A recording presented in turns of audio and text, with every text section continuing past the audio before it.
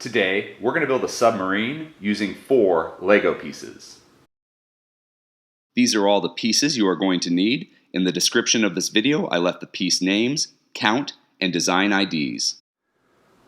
So this was a fun design because I actually discovered by accident was using this friction cylinder to make a bazooka, and it kind of fell down and just was facing up, and I was like, hey, that could also be a submarine. So I started playing around to make it a submarine. So we're going to start with this friction cylinder piece, and this bar that's sticking up, which is sometimes used as a handle, is actually going to be like our periscope or the top of our submarine. And then on the front here, we're going to get a 1x1 round plate with hole in the stud, and we're going to put that into it backwards. So the stud goes into this friction cylinder.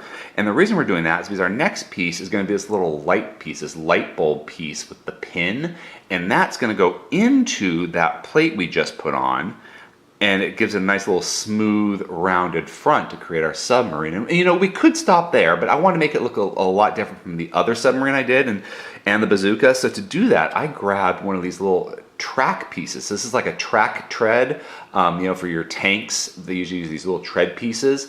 And I just took this piece, and you've got that little bar in the end. That's going to be in the back of our submarine. But this is kind of fun because it kind of creates those fins that are on top of a submarine. And I just slide it on there through the center, and it's a really nice it's a tight fit, so it's not going to fall off. And you just have to position it, and you've got a cool nuclear submarine to patrol the ocean depths. If you enjoyed this video, please subscribe or check out some of our other videos. Until next time, let's keep building together.